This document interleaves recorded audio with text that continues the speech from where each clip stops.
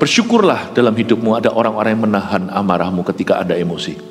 Kalau masih ada orang-orang seperti itu di hidup Anda, anggaplah itu berkatmu.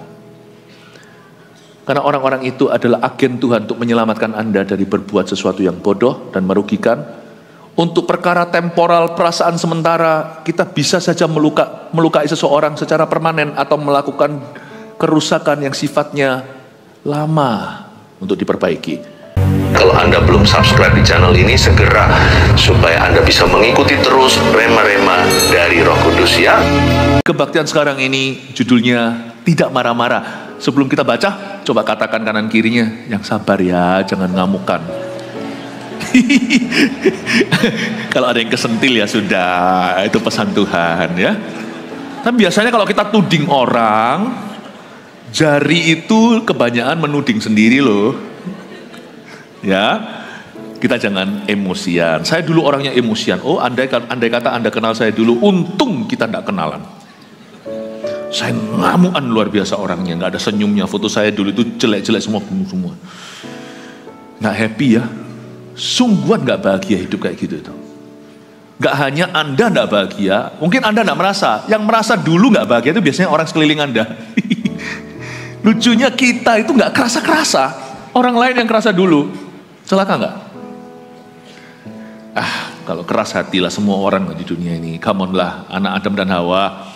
Kita semua 11-12 unda-undi lah. Semua orang itu keras hati, percayalah. Semua orang itu kulit katan. Di sini belum disunat hatinya. Mari kita belajar seperti Yesus. Gak marah-marah terus. Tapi Tuhan Yesus saja marah loh Pastor Philip. Itu dibolak-balik, dijungkir balikan kan bait suci. Cuman sekali dalam 4 kitab Injil gitu digembar-gemborkan. Kalau kita seluruh Injil kita marah-marah. Yesus sekalipun beliau berhak loh, anak Allah. Tapi sekalipun tujuannya jelas. Dan Yesus tidak lukai perasaan. Dia tidak main sikat bunuh karakter orang. Coba kalau Anda baca. Dia pakai ayat menjelaskan, bukankah rumah Bapakku disebut rumah doa, kau jadikan sarang penyamun. Bukti sudah nyata. Dan dia tunggang balikkan. Dan dia tidak lukai siapa-siapa. Our Lord is gentle. Most of the time, sebagian besar Tuhan itu humble, meek and humble. Tuhan itu rendah hati, lemah lembut dan rendah hati. Tapi sekali-kali kalau dia murka, ya dia bisa, kita ini siapa. Bukan berarti kita nggak boleh marah. Kita jangan marah-marah. Bukan nggak boleh marah. Jangan marah-marah, dan kalau marah pakai cara. Bukan halalkan segala cara. Mari kita baca dulu lah, sebelum saya jabarkan lebih lanjut, baca ayat. Yakobus pasal yang pertama, ayat yang ke-19 sampai 25. Hai saudara-saudara yang kukasihi, ingatlah hal ini. Setiap orang hendaklah cepat untuk mendengar, tetapi lambat untuk berkata-kata, dan juga lambat untuk marah. Sebab amarah manusia tidak mengerjakan kebenaran di hadapan Allah. Sebab itu buanglah segala sesuatu yang kotor dan kejahatan yang begitu banyak itu, dan terimalah dengan lemah lembut firman yang tertanam di dalam hatimu, yang berkuasa menyelamatkan jiwamu. Tapi hendaklah kamu menjadi pelaku firman dan bukan hanya pendengar saja. Sebab jika tidak demikian, kamu menipu diri sendiri. Sebab jika seorang hanya mendengar firman saja dan tidak melakukannya, ia adalah seumpama seorang yang sedang mengamat-amati mukanya yang sebenarnya di depan cermin. Baru saja ia memandang dirinya, ia sudah pergi atau segera lupa bagaimana rupanya. Tapi barang siapa meneliti hukum yang sempurna, yaitu hukum yang memerdekakan orang, dan ia bertekun di dalamnya, jadi bukan hanya mendengar untuk melupakannya, tapi sungguh-sungguh melakukannya, ia akan berbahagia oleh perbuatannya. Saya jelaskan ya, tidak marah-marah itu maksudnya. Ayat 19, hai saudara-saudara yang kukasihi, Yakobus itu sangat gentle waktu menyapa jemaat. Saudaraku, aku kasih. The kingdom of God is the kingdom of love above all else. The kingdom of God, kerajaan Allah itu bukan hanya kerajaan kuasa, kerajaan terang. Di atas segalanya Allah adalah kasih. Dan kasih dan marah-marah itu gak terlalu match. Kasih bisa marah gak? Marahlah. Jika di sini ada seorang suami yang istrinya selingkuh, marahlah. Kalau Anda tidak marah, something wrong with you.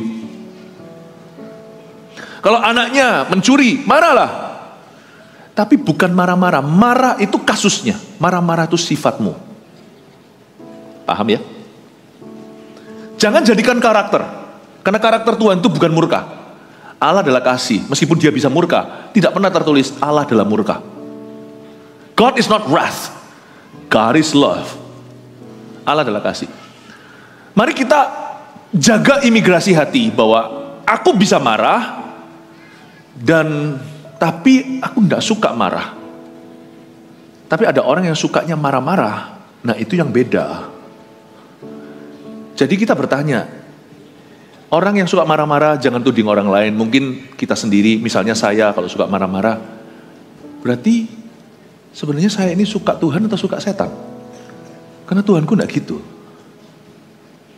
Kita berada di kerajaan mana ya, sesuaikan. Kalau Anda di Jepang ya berbicara bahasa Jepang. Kalau Anda tidak bisa bicara bahasa lokal, mesti ada guide-nya yang bisa terjemahkan, orang Indonesia misalnya. Kalau belum bisa biasa dengan kesabaran, belajarlah dari orang-orang yang sabar. Anda harus temukan guide-nya. Jangan kalau orang yang suka marah-marah itu kumpul sama orang yang suka marah-marah. Nanti hidupmu penuh dengan emosi. Orang yang kepahitan kumpul sama orang kepahitan, bukannya justru kalau di Jepang nggak bisa bahasa Jepang, mau order makanan Jepang, cari orang Indo yang bisa bahasa Jepang. Cari orang berdosa yang udah berhenti marah-marah. Belajar dari orang sabar. Dahulu kala waktu saya masih sekolah, ada di depan itu bapak-bapak yang jualan apa itu, suka marah-marah tapi namanya Pak Sabar. Itu mama kasih salah kasih nama itu. Hai saudara-saudara yang kukasih, Yakobus itu manis sekali. Padahal dia nggak gitu. Kalau Anda baca dia punya profil, Yakobus dulu itu yang suka menghina kokonya sendiri, yaitu Yesus. Ini kan anaknya Maria dan Yusuf. Hai saudara-saudara yang kukasih, ini beda sekali. Karena dulu dia itu orangnya sarkastik sekali. Orangnya suka menghina, suka menjatuhkan, suka menyindir, suka menyinyir. Malah dia ajarkan gini, hai saudara-saudara yang kukasih, ingatlah hal ini, setiap orang hendaklah cepat untuk mendengar. Siapa yang dekat sama Kristus, pasti menjadi seperti Kristus. Kalau kita dekat sama Tuhan, nggak mungkin kita hanya melihat wajahnya di cermin lalu lupa. Sebab kalau Tuhan yang kau lihat, pasti wajahnya berkesan. Kesan Tuhan dalam kehidupan kita itulah perubahan sifat. Ketara kalau orang itu dalam hidupnya Tuhan berkesan atau tidak, gampang sifatnya berubah atau enggak. Jadi bukan persembahan maupun korbanmu, ministry, pelayanan, atau persembahan duit, bukan. Yang Tuhan cari adalah perubahan nyata, meskipun sedikit demi sedikit, tiap hari tiap sifat. Tuhan gak suruh kita berubah drastis, karena itu karya Roh Kudus dan juga kerjasama kita. Dan Tuhan itu yang panjang sabar. Pasti mau kita berubah, sekalipun lamban Tuhan akan menanti kita. Tetapi yang penting kita maju. Macet itu boleh, tapi jangan sampai macet yang kaku, macet yang berhenti 7 jam. Itu stres sekali. Macet itu ada majunya dikit kayak macet. Hidupmu jangan sampai macet sama sekali. Itu berarti mati rohani. Perubahan itu harus ada. Orang yang tidak berubah adalah orang yang mati. Hai saudara-saudara yang kukasihi, ingatlah hal ini. Setiap orang hendaklah cepat untuk mendengar, tapi lambat untuk berkata-kata. Loh, katanya bicara soal marah-marah, kok tentang mendengar dan tentang berkata-kata? Karena marah itu nggak langsung luapannya sesaat. Biasanya di balik atau di bawah sifat yang marah-marah ada suatu orientasi yang salah. Kalau kita mau memperbaiki kelakuan orang, jangan kelakuannya diperbaiki, prinsip hidupnya yang dibenarkan. Ternyata sebelum seseorang itu mudah tersulut emosinya, biasanya sudah ada satu fondasi atau satu dasar yang tidak betul. Orang yang suka marah adalah orang yang lambat untuk mendengar dan cepat untuk berkata-kata. Berarti ada kesombongan di dalam hatinya bahwa opiniku yang paling betul. Dia tidak akan percaya. Orang yang marah pasti tuli rohani. Kalau kita lagi emosi biasanya kan kita buta. Orang ngamuk lalu pecahkan kaca, nanti baru rasa sakitnya dijahit 4 jahitan. Atau setelah kita marah-marah, kita pukuli anak kita, babak belur sampai anak kita ngompol-ngompol. Setelah itu kita bisa menyesal semalaman. Orang marah itu mati panca indera. Tidak bisa. Emosi ini adalah emosi yang membuat seseorang tuli. Itulah sebabnya orang yang suka ngamuan ada masalah karakter yang serius. Dan masalah itu biasanya berhubungan dengan kuping dan mulut orang itu. Ya, kata orang vertigo itu urusan seimbang, keseimbangan bukan hanya pusing doang. Jadi dokter yang menangani pasti tahu duduk perkaranya. Misalnya dokter THT telinga hidung tenggorokan. Kenapa ya aku pilek tapi telingaku yang jadi dublek? Padahal aku pilek. Ternyata ada hubungan. Emosian adalah pratanda bahwa di hatimu ada kesombongan. Ada yang namanya self-righteousness. Karena orang yang merasa bersalah tidak akan ngamuk. Orang yang merasa kurang tidak akan di atas awan-awan. Berarti di dalam hati kita ada self-righteousness. Dan itu bukan buah roh. Itu kedagingan. Alkitab mengatakan, kalau kamu mau lambat untuk marah, kamu mesti cepat untuk mendengar. Loh, bukan nahan emosi, bukan, cepat untuk mendengar. Mulai hari ini, belajar untuk memperhatikan orang lain dan menganggap perasaan orang lain juga penting. Mulai hari ini, anggap opini orang lain juga patut kau dengarkan dulu. Cara untuk mencegah kita marah-marah ternyata bukan menekan emosi kita, tetapi mengarahkan pandangan kita dan membetulkan salah arah. Selama ini yang kita terus perhatikan adalah aku dan aku.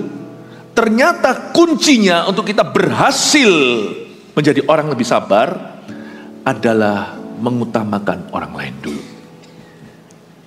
Sebab orang yang mendengarkan orang lain, memperhatikan, menganggap orang lain, mementingkan, orang itu akan selesai dengan anger issue. Nangkep ya Bapak Ibu? Jadi sekarang kalau Anda hari ini bisa mengerti kenapa hidupku penuh dengan amarah. Nah, sekarang kita evaluasi, introspeksi, ternyata ada perkara lebih serius dari sekedar lepas emosi. Ternyata hidupku arah anginnya masih salah. Aku hanya mementingkan diri sendiri. Makanya dosa orang yang suka marah-marah itu sebenarnya masalah sesungguhnya bukan di emosinya, gambar dirinya yang salah. Aku benar, orang lain salah. Dan itu pun kalau tarik lagi secara psikisnya nih, ilmu jiwanya katakanlah, turunkan lagi, itu biasanya ada keminderan di dalam dirinya. Ada low self-esteem. Aneh ya, orang tersombong di dunia itu biasanya orang yang minder di hatinya. Di dalam dirinya itu ada insecurity yang tidak diakui. Entah karena ada figur-figur yang tiada di hidupnya, atau ada sesuatu yang di masa lalunya menjadi trauma, atau keburu jadi orang keras. Padahal dulu itu sering ketakutan, tetapi apa boleh buat, evolusi jiwanya terjadi. Ada orang yang dalam kondisi ketakutan justru jadi korban dan jadi trauma, jadi gila, tapi ada orang yang justru jadi preman. You know that every gangster itu sebenarnya ketakutan. Makanya mereka harus together. Dan begitu kompak, siapa yang berani cari gara-gara dengan kelompok kami, mati. Dia people longing for love, acceptance, penerimaan, longing for family. Kalau nggak ada family sungguhan gangster family. Kita harus mengerti, karena itu marah tidak bisa diselesaikan dengan marah. Kalau orang marah ketemu orang marah, meledak, tidak bisa. Orang marah mesti ketemu pendeta. Tapi kalau pendetanya marah-marah juga, ya orang Kristen sejati itu tidak marah-marah. Tapi kalau Anda melihat hamba Tuhan marah-marah terus, jangan nilai orang lain, nilai diri sendiri. Kalau Andalah hamba Tuhan itu, kitalah hamba Tuhan itu, tolong bercermin dan katakan pada dirimu sendiri. Katakan pada diri kita sendiri bahwa kita bukanlah orang Kristen yang sejati. Peduli amat kalau pandai khotbah. Peduli amat kalau bisa pelayanan. Kalau kita ngamuan, terus ngamuk, terus marah, nggak mirip sama Tuhan yang kau beritakan. Udah gitu aja. Pohon kan dikenal bukan dari khotbahnya, tadi dari buahnya. Tapi kalau di dalam hidup kita, pelayanan sekalipun dalam nama pelayanan kita ngamuan, marah-marah terus, aku nggak mau loh masuk ke surga yang kau tawarkan kalau isinya orang seperti Anda semuanya. Kita bisa ngomong gitu sama orang. Aku nggak mau. Nggak heran orang-orang non-Kristen salah paham sama Tuhan. Aku nggak mau masuk surga yang kau tawar-tawarkan itu kalau orangnya semuanya modelnya kayak kamu.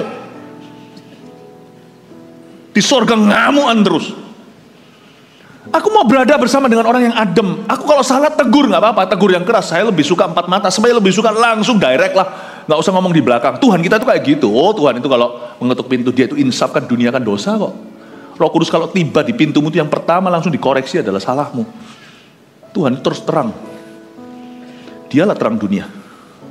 Tapi saya enggak mau orang yang isinya itu ledakan, letupan, sulutan, emosi, marah terus, enggak suka hati.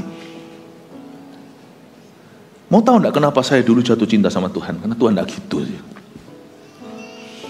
Waktu saya masih muda, sekarang masih muda juga. Oke sih, Army of God, tapi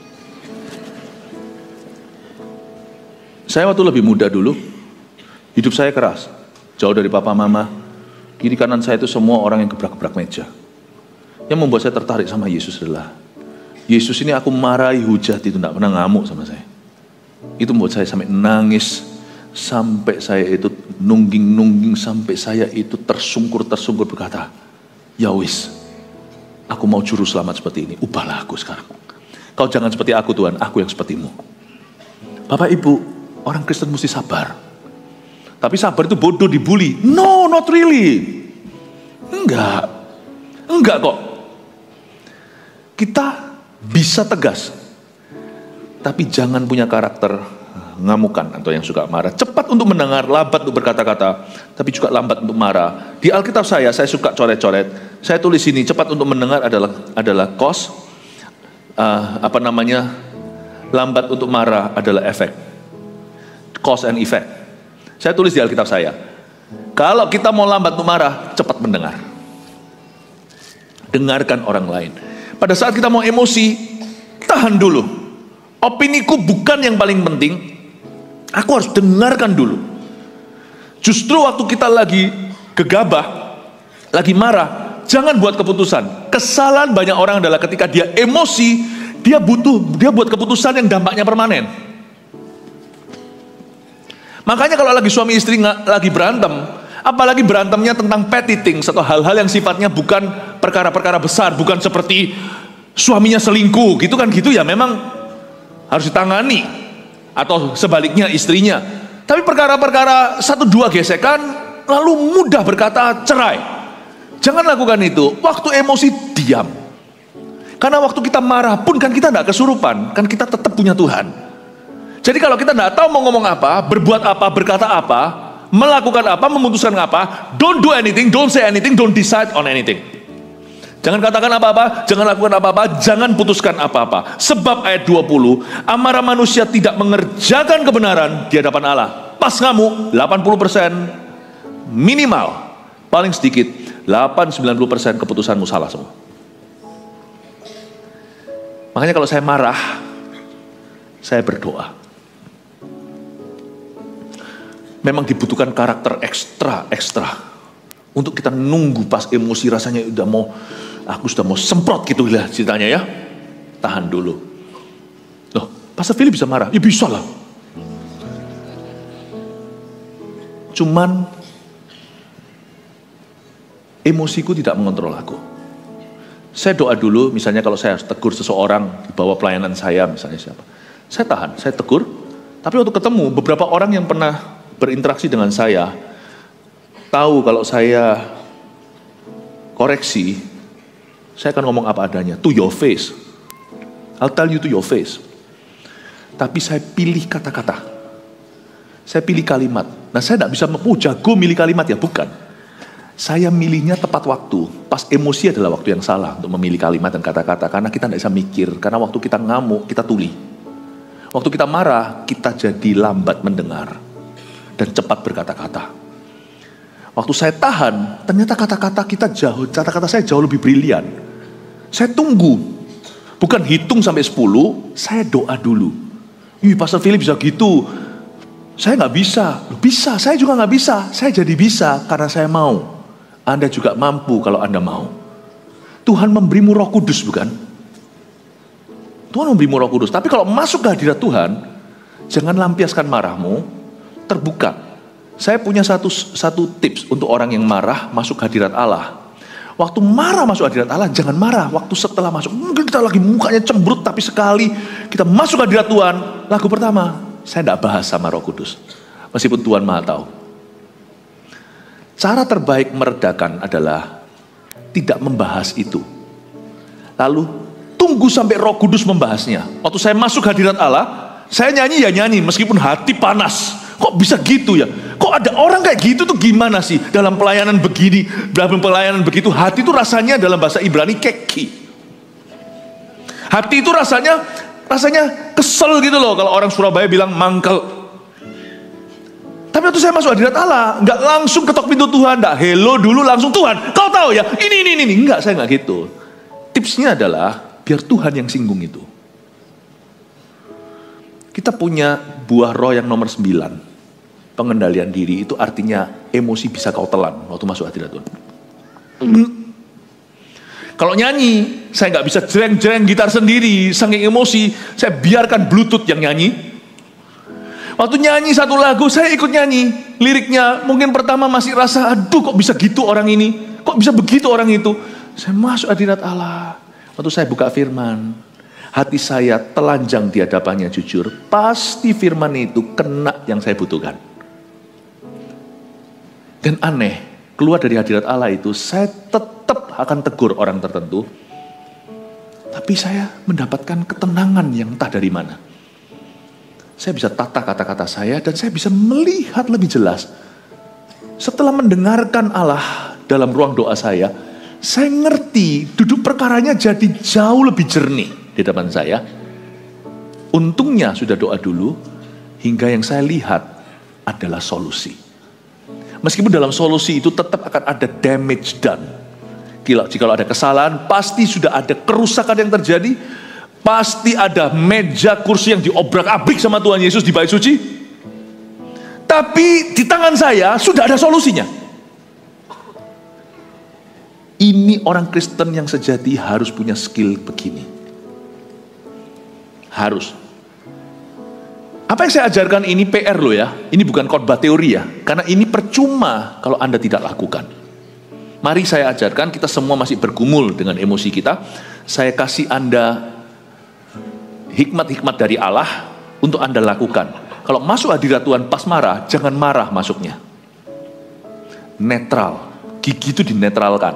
Kalau dulu orang-orang nyetir manual itu ya, netral di tengah. Yang sekarang N, bahasa otomatisnya. Taruh di netral. Nah, kesalahan orang adalah waktu dia doa, marah dibawa. Sehingga Tuhan tidak bisa bicara, karena marah itu membuatmu tuli, jangan lupa itu. Sehingga mati juga tertutup semua FM-nya Tuhan. Itu tuli. Sehingga dari doa kita 1 jam misalnya, keluar kita sami mawon sama aja dari waktu kita masuk, keluarnya tidak beda. You cannot, when you pray, neutralize your emotion. Waktu kita doa masuk hadirat Allah, harus di gigi netral. Kalau enggak percuma. Karena doa seperti itu bukan Tuhan yang berbicara, tapi kita mencoba mengkandani Allah. Kita akan menggurui Tuhan dan merasa emosi kita segala-galanya. Dan kita tidak akan bisa peka dengan apa yang Tuhan mau lakukan. Ini kesalahan yang terjadi waktu orang marah masuk hadirat Tuhan. Atau lebih tepatnya, lebih parah lagi. Gara-gara ngamuk, gak bisa doa lagi. Ada orang yang karena emosi gak bisa berdoa. Nah yang kayak gitu kita harus tahu Anda sudah dijerat setan. Sebab kalau marah aja sekedar emosi gak apa-apa. Tapi karena kita orang dewasa, dalam kemarahan kita itu menuntut sebuah keputusan, menuntut sebuah respon hati, sebuah reaksi. Nah biasanya disitulah kekeruhan terjadi, lumpur-lumpur terjadi. Hati-hati, Karena di masa-masa kau marah itu, setan bisa mengerjakan kesalahan. Karena Alkitab mengatakan di ayat 20, sebab amarah manusia tidak mengerjakan kebenaran. Saya katakan artinya, dimensi satunya kalimat yang sama. Sebab ketika kau marah, setan punya tumpuan kaki untuk melakukan kesalahan, untuk mengerjakan kesalahan dalam dirimu. Amarah manusia tidak mengerjakan kebenaran. Dan remember this, emosi anger seperti itu, amarah seperti itu selalu egosentris sifatnya. Orang itu ngamuk karena dia merasa dilanggar. Biasanya yang pertama trigger, yang pertama memicu seseorang itu marah besar, biasanya adalah alasan-alasan pribadi, alasan-alasan personal. Dia pasti akan take it personally. Sebab kalau sesuatu itu profesional, dia bisa melihat sebagai orang luar, oh harus begini, harus begitu. Tapi waktu dia sendiri kesangkut, dia nggak bisa tahan. Tahu mengapa? Karena amarah manusia bukan hanya tidak mengerjakan kebenaran. Mau tahu kenapa amarah manusia tidak mengerjakan kebenaran? Karena amarah manusia itu sangat keruh. Karena waktu kita sudah terpancing emosinya, hati kita sudah tidak bisa objektif lagi. Amarah manusia tidak mengerjakan kebenaran karena anger itu selalu sifatnya egosentrik. Selalu me. I don't like this. Aku tidak suka ini. Ya, sana gimana ya? Udahlah, nggak tahu lah gimana lah. Saya sudah jarang marah, sungguhan sih. Jadi sudah kurang pengalaman. Ngaku-ngaku ya, masih sekali-kali saya masih marah kok. Saya juga harus bertobat. Tapi orang yang ngamuk marah itu sifatnya selfish. Sebab kalau bukan dia yang kena, biasanya dia bisa menjadi penasihat yang baik. Hati-hati Bapak Ibu Saudara, when you're angry at a certain level, hatimu sudah kena. Karena itu perlu beli waktu. Sebab itu ayat 21, buanglah segala sesuatu yang kotor dan kejahatan yang begitu banyak itu, dan terimalah dengan lemah lembut firman yang tertanam di dalam hatimu, yang berkuasa menyelamatkan jiwamu. Itu yang saya maksudkan. Terimalah dengan lemah lembut firman yang tertanam di dalam hatimu. Netral, masuk ke hadirat Allah itu biar firman berbicara.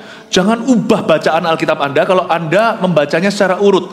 Misalnya sekarang sampai Leviticus, Imamat, atau mungkin sampai kitab Markus, atau mungkin bahkan sampai sudah di surat Tesalonika. Jangan, tetap baca yang porsi hari itu. Jangan kau ubah apa-apa. Marah tidak boleh mendiktemu. Belajar untuk mengontrolnya. Karena itu terimalah dengan lemah lembut firman yang tertanam di dalam hatimu. Tuhan pasti menyinggungnya, Tuhan pasti berbicara. Yang berkuasa menyelamatkan jiwamu. Jadi firman Tuhan saat kita marah berkuasa menyelamatkan kita dari kesalahan besar yang akan kita buat nanti. Bersyukurlah dalam hidupmu ada orang-orang yang menahan amarahmu ketika Anda emosi. Kalau masih ada orang-orang seperti itu di hidup Anda, anggaplah itu berkatmu. Karena orang-orang itu adalah agen Tuhan untuk menyelamatkan Anda dari berbuat sesuatu yang bodoh dan merugikan. Untuk perkara temporal, perasaan sementara, kita bisa saja melukai seseorang secara permanen atau melakukan kerusakan yang sifatnya lama untuk diperbaiki. Tapi yang pasti sebelum Tuhan pakai orang, Tuhan pasti berfirman di dalam hati kita ketika emosi kita keruh. Lemah lembut dengan lemah lembut firman yang tertanam di hatimu dan berkuasa menyelamatkan jiwamu. Ayat 21a, sebab itu buanglah segala sesuatu yang kotor dan kejahatan yang begitu banyak itu. Kok bisa begitu banyak? Bukankah konteksnya tentang marah-marah di ayat 21? Sebab itu buanglah segala sesuatu yang kotor. Ada apa lagi yang kotor? Bukannya hanya emosi yang luar kendali. Emosi yang lepas kendali maksud saya. Sebab itu buanglah segala sesuatu yang kotor. Yakobus kok lompat-lompat khotbahnya? Bukan, ayat 21 itu berhubungan. Sebab yang namanya amarah manusia itu biasanya mengundang segala sesuatu yang kotor dan kejahatan yang begitu banyak. Ada satu zat secara rohani ini saya berbicara, yang kau campur dengan apapun juga jadi toksik. Itu namanya ngamuk. Ya, ada satu zat ini. Kalau kita sudah pada titik seperti Musa murka, pukul batu padahal disuruh berbicara kepadanya, sehingga dia tidak bisa masuk ke tanah Kanaan karena dia tidak menghargai hadirat Tuhan. Tahukah Anda, ketika seseorang itu lepas kendali dan dia marah-marah terus, apalagi sudah jadi lifestyle dan gaya hidup, segala sesuatu jadi kotor dalam hidupnya dan kejahatan bertambah banyak. Pahami ini, karena ini adalah satu sifat yang mengundang dosa lainnya datang. Ada satu roh yang mengundang tujuh roh yang lain lebih jahat untuk datang. Ini salah satunya adalah dosa anger. Ada 7 hal yang Tuhan benci, lust, ini, itu, nafsu segalanya, seperti yang ditulis di Perjanjian Lama. The 7 deadly sins atau 7 dosa yang mematikan, salah satunya adalah wrath, not just anger. You have the right to be angry. Kalau Anda melihat sebuah kesalahan, tapi ini bicara tentang wrath, marah-marah yang adalah sifat, sama dengan seorang laki-laki yang nafsu terus, atau seorang wanita juga sama saja. Ada salah satu daripada dosa-dosa yang paling mematikan dalam kehidupan manusia dan banyak merugikan adalah sifat marah-marahnya. Kalau Anda dan saya tidak kontrol ini masuk ke 2025, jangan sampai Tuhan memberi berkat, namun nanti setan juga mengerjakan banyak kesalahan dalam hidup kita. Jangan dibawa. Tuhan ingin memberkati kita, susah payah tidak akan mengikutinya. Susah payah di sini juga artinya tidak ada kutuk dan tidak ada kecolongan. Tidak ada yang namanya itu pintu belakang. When God wants to bless His people, He just wants to bless His people. Dia tidak mau supaya Anda setelah diangkatnya malah setan jatuhkan. Ingatlah, buanglah segala sesuatu yang kotor dan kejahatan yang begitu banyak. Terimalah dengan lemah lembut firman yang tertanam di hatimu yang berkuasa menyelamatkan jiwamu. Tapi hendaklah kamu menjadi pelaku firman dan bukan hanya pendengar saja. Sebab jika tidak demikian, kamu menipu diri sendiri. Sebab jika seorang hanya mendengar firman saja dan tidak melakukannya, ia adalah seumpama seorang yang sedang mengamat-amati mukanya yang sebenarnya di depan cermin. Baru saja ia memandang dirinya, ia sudah pergi dan ia segera lupa bagaimana rupanya. Tapi barang siapa meneliti hukum yang sempurna, yaitu hukum yang memerdekakan orang, dan ia bertekun di dalamnya, jadi bukan hanya mendengar untuk melupakannya, tapi sungguh-sungguh melakukannya, ia akan berbahagia oleh perbuatannya. Lalu tiba-tiba Yakobus bicara soal cermin. Kalau Anda melihat dirimu sendiri di cermin, jadilah pelaku firman, bukan pendengar. Jangan jadi orang yang mengamat-amati mukanya di depan cermin, lalu habis itu lupa tentang sifat dasar manusia, termasuk orang-orang yang selalu negatif, selalu mengeluh, selalu marah, selalu emosi. Dibutuhkan kesengajaan untuk mengubah sifat itu. Lain cerita kalau semuanya kita masih di usia Eagle Kids yang kemarin kita lihat berjubel-jubel di sini. Mereka masih mudah dibentuk, tapi kita yang dewasa ini lebih susah. Makanya itu kita nggak cukup mendengar firman. Di usia anak-anak mendengar firman udah mengubah mereka. Makanya mereka disebut generasi anak-anak kecil. Jika Roh Kudus turun atas mereka, mereka bernubuat. Cukup dengan kata-kata, nubuat itu kan kata-kata. Mereka akan berubah. Lihat anak-anak ya, anak-anak kalau diomongin gitu langsung ngerti. Orang dewasa nggak bisa, sudah jadi kebiasaan, sudah jadi sifatnya. Di level kita tidak cukup mendengar firman untuk berubah, tapi harus melakukannya. Menjadi pelaku firman. Bahkan ditunjukkan kebodohan orang yang melihat dirinya di depan cermin tidak berbuat apa-apa. Biasanya kalau kita ngaca, pasti mau melakukan sesuatu kan. Misalnya perempuan ngaca supaya make up. Mama mungkin anaknya ngomong sama papa, mama ngaca berjam-jam. Papanya ketawa, ya mama make up lah. Make up itu kan, maka saya kagum sama wanita. Perempuan itu semuanya adalah artis atau semuanya adalah seniman. Semua bisa gambar mukanya. Coba laki kalau suruh make up, ya pasti jadinya seperti barongsai. Perempuan itu semuanya seniman, ya. Saya bisa ngelukis tapi nggak tentu bisa lukis wajah sendiri. Nah, berjam-jam di kaca ngapain ibu-ibu? Make up lah. Berdandan. Bapak-bapak juga nggak mau kalah, kita juga nggak berjam-jam, tapi kita juga di depan kaca. Ngapain sih di depan kaca? Sisiran. Atau mungkin benarin habis makan, apakah gigi kita ada lomboknya di sana, ada sayurnya, begitu kali. Ya. Sikat gigi pun kita ngaca kan, karena dikasih cermin di depan, oke, supaya nggak ada pastanya. Cukur juga, kalau nggak ngaca nanti hanya setengah. Ngaca itu kan untuk sesuatu. Ya. Orang dengar firman untuk berubah. Anda sekarang lagi ngaca loh. Saya jadi kacanya. Firman ini refleksinya. Anda ngaca. Saya bicara bukan dari sisi Tuhan ke jemaat. Saya juga bicara dari sisi jemaat. Sehingga khotbah saya biar jadi relevan. Kenapa? Karena saya seperti Anda juga. Hari ini kita belajar bersama. Kita ngaca itu untuk berubah. Tuhan ingin kita menjadi makhluk yang lebih sabar. Dan waktu kita mendengarkan khotbah, kita catat di dalam hati, Lord, aku mau berubah, tunjukkan aku. Dan kita harus punya sikap hati seperti ini, agar rupa Kristus semakin jadi. Saya kalau baca Alkitab juga sama. Alkitab saya itu penuh coretan. Andai kata sekali-kali saya pinjemin deh Alkitab saya. Ya, tapi ya janganlah, nanti saya khotbah pakai apa. Itu banyak coretannya. Alkitab saat teduh saya itu coretan semua. Saya nggak terlalu khawatir Alkitab saya itu nggak usah disampul. Alkitab saya kotor, biarin. Asal hidup saya berubah, hidup saya bersih. Daripada kalau Alkitabnya bersih, rapi, ditinggal di gereja, nggak tahu di mana. Tapi isi hidupnya, tapi hidupnya kotor. Bapak Ibu Saudara, saya dorong Anda. Kalau soal buah-buah roh, kita mesti sama-sama bertekad untuk berubah. Berubah di dalam hal sifat dasar, karena kita bukan anak kecil, memang susah kalau sudah jadi. Tapi kita mesti, doa saya itu begini sama Tuhan. Tuhan, di area-area saya gagal untuk berubah sendiri, please utus seseorang untuk membentukku. Berani gak doa begitu? Saya doanya begitu. Kadang-kadang saya menyesali kok doa begitu. Kalau saya ingat lagi semua yang terjadi di dalam hidupku, ajarku menyadari kau selalu sertaku. Beri hatiku selalu bersyukur padamu, karena rencanamu indah bagiku. Dikecewakan orang pernah saya. Seperti Yusuf dijual gitu ya, meskipun gak dijual sungguhan ke saudagar, pernah saya. Dikhianati juga pernah saya. Ditipu juga pernah saya. Dikasari juga pernah saya. Disemprot juga pernah saya. Aduh.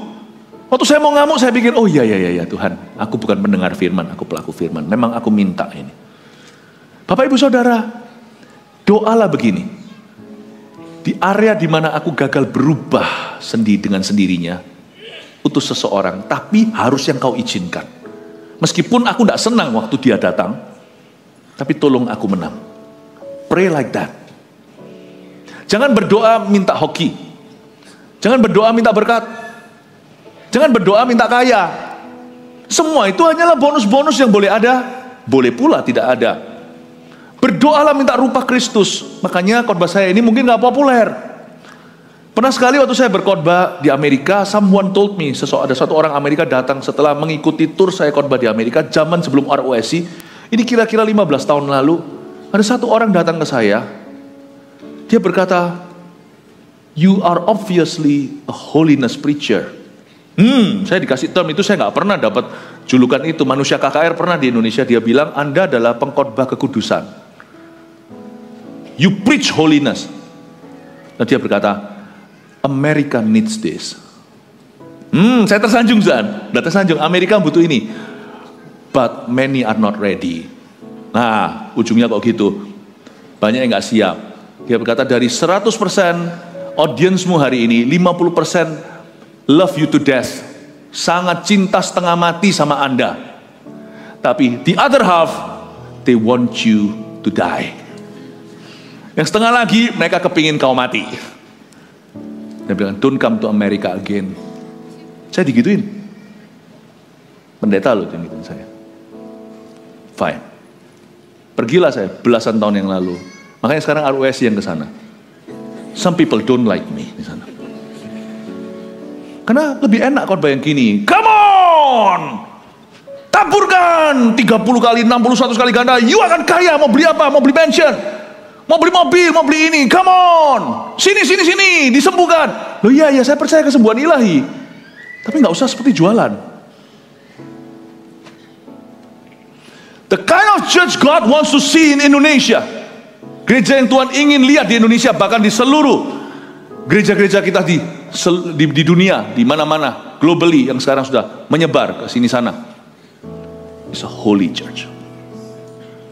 yang diisi dengan orang-orang yang berubah menjadi serupa dengan gambarannya. Agree? Setuju? Kalau ini bukan gereja yang Anda harapkan, ya saya tidak bisa mengubah gereja ini demi Anda. Tuhan sudah kasih visi jelas. Gereja yang ingin Tuhan bangun melalui kita adalah gereja suci, kudus, dan berkenan kepada Allah. Kita akan perangi terus sifat-sifat yang salah dan bahkan dosa-dosa yang merintangi. Siapa yang setuju? Kasih tepuk tangan untuk Tuhan Yesus.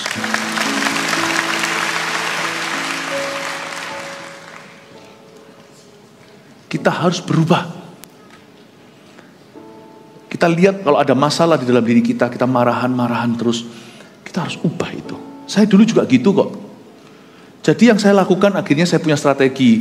Strategi ini saya tidak akan kasih. Saya memberi Anda knowledge-nya, pengetahuannya, Anda pulang minta hikmatnya. Karena hikmat itu aplikasi, masing-masing sendiri-sendiri, gak sama sih setiap orang. Karena pancingan-pancingan kita cuma beda, jebakan kita pun gak sama. Saya punya anjing kecil, namanya Nuna. Lucu sekali, itu masih kecil. Jadi kalau saya main sama dia, saya kejar-kejaran gitu ya, gelut-gelutan sama anjing kecil itu. Saya suka kerjain dia, saya suka ambil mainannya.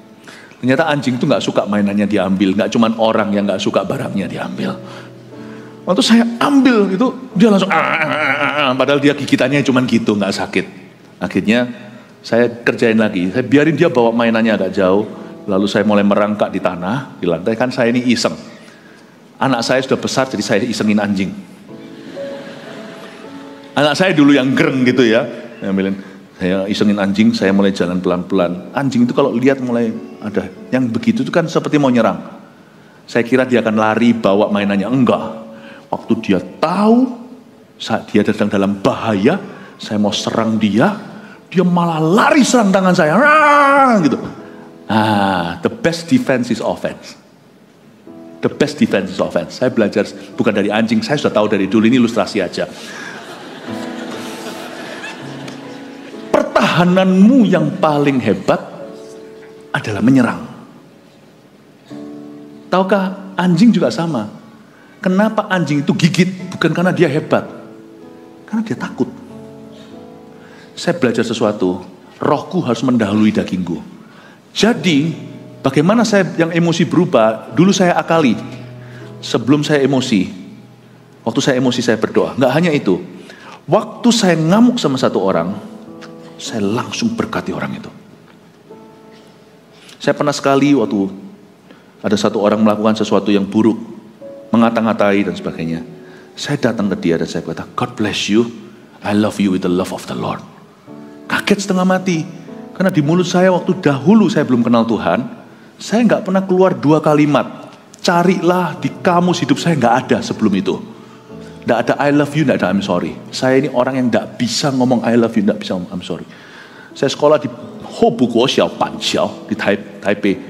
Umur 6 tahun nakal-nakalnya. Tapi di situ kan sekolah semi pemerintah. Itu sekolah negeri, saya bisa diizinkan masuk karena berobat dulu di sana. Itu anak-anak dibeberkan semua karena nakal-nakal. Umur 6, umur 7. Itu gaya pendidikan yang sudah ditinggalkan. Mereka pakai kemucing atau pakai stick itu loh, dipukul tangannya. Itu satu-satu. Semua teman-teman saya orang tangan. Ada satu yang masih kecil, saya masih ingat kok, semua kita masih kecil, SD itu. Waktu mulai diangkat kemucingnya dia sudah nangis. Saya dipukul kemucing. Saya liatin. Tao Qian, saya sorry. Entah kita pecahin apalah, kita coret-coret sesuatu lah, keras sekali, jangan gitulah pendidikan. Pukul lagi, Tao Qian, suruh minta maaf. Itu kemucingnya putus mukul saya. Dia ambil sapu. Sapu dipukul. Saya tidak mau minta maaf, Saya itu sudah punya prinsip. Lebih baik mati daripada sorry. Saya gitu dulu orangnya. Keras sekali. I love you, come on lah. Cipika-cipiki, nggak ada itu terjadi. Tuhan ubah saya. Strateginya pakai cara nunah. Atau ada orang gimana, saya datang dan saya ngomong sama dia, I don't hate you. Kaget mereka. Saya peluk, saya doakan, saya lawan daging saya sendiri sampai saya berubah. Di dalam gereja, CG atau apa Anda digesek, jangan lari. Kembali. Go back where you're hurt. Tunjukkan kasih. Menang wisuda. Cum laude karakternya. Jangan kau lari. Lari itu mundur bukan 1 langkah, 1000 langkah. Waktu kau maju-majulah 1000 langkah. Supaya keseret kelemahanmu itu -1 jadi impas. Saya dorong Anda, ini ada PR dari Tuhan. Di area di mana kau kalah, belajar praktekkan firman. Jangan menjadi pendengar yang setelah melihat wajahnya tidak diapa-apain, habis bercermin sekian lama. Jangan dengar khotbah tidak berubah. Lakukan sesuatu, tapi ini bagianmu. Bercerminnya sudah melakukan bagiannya. Mengingat wajah Kristus di cermin itu adalah tugas Anda mengaplikasikannya. Saya kasih saran, kalau saya sih mempannya demikian. Dengan cara tadi itu, saya kalau mundur, tunggu orang berubah, tak ampuni terus dalam doa, enggak selesai-selesai. Saya maju, lakukan dengan roh yang berlawanan. Kalau saya benci, saya justru tunjukkan kasih. Kalau saya ngamuk, justru saya akan doakan orang itu. Kalau saya dikutuki, justru saya berkati.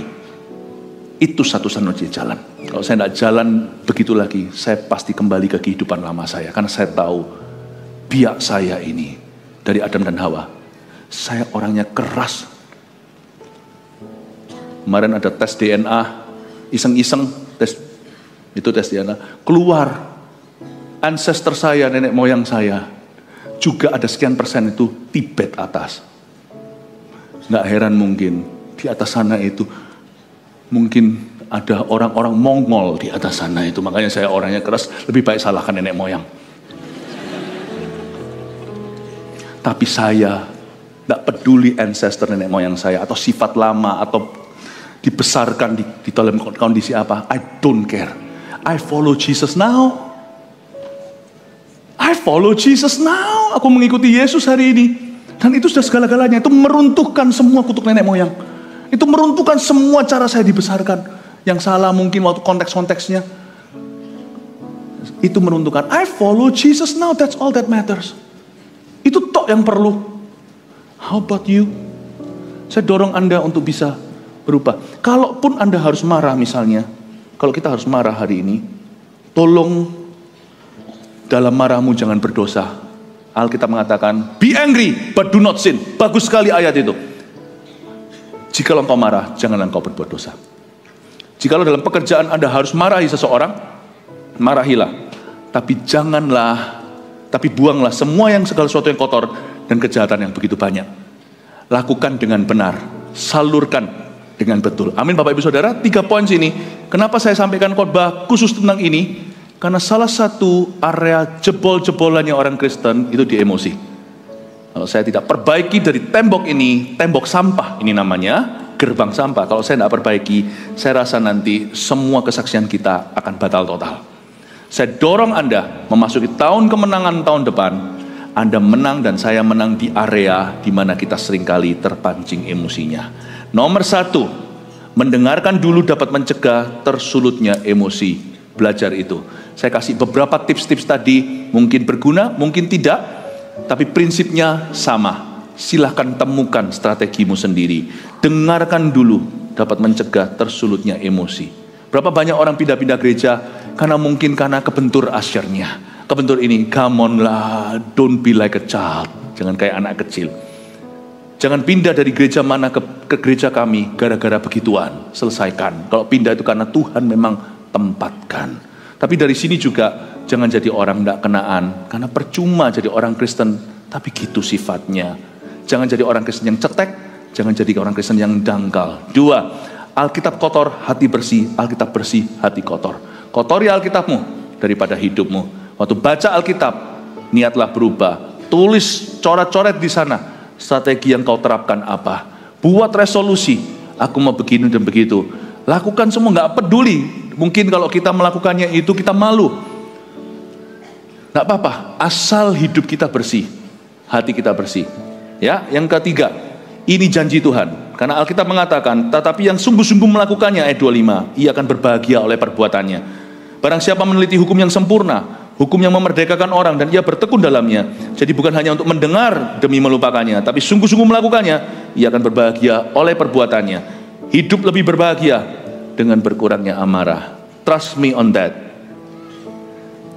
Kalau mau orang happy, jangan preach happiness. Preach that people will be less angry. They will be happy. Kalau kita membuang jauh-jauh semua kejahatan yang begitu banyak itu, membuang kepahitan. Tapi tahu nggak, marah itu bukanlah, itu hanya manifestasinya. Biasanya, lihat saya, di bawah amarah, itu biasanya juga ada roh kecewa, roh kepahitan, dan segala kejahatan yang harus dibuang. Bapak Ibu Saudara, hari ini, kalau Anda dan saya masih menyimpan kesalahan orang, mari kita buang itu. Dan kita taruh di altarnya dan berkata, Tuhan, mulai hari ini, jadikan aku seperti Yusuf di perjanjian lama. Spiritnya sweet, sifatnya manis. Amin Bapak Ibu. 1 Petrus 4 ayat 7. Kesudahan segala sesuatu sudah dekat. Karena itu, kuasailah dirimu dan jadilah tenang, supaya kamu dapat berdoa. Saudara yang terkasih, terima kasih telah mendengarkan firman Tuhan hari ini. Jangan lupa untuk dukung terus channel ini dengan cara subscribe, like, share, dan juga komen, agar saudara kita yang lain juga boleh terberkati. Tuhan Yesus memberkati kita.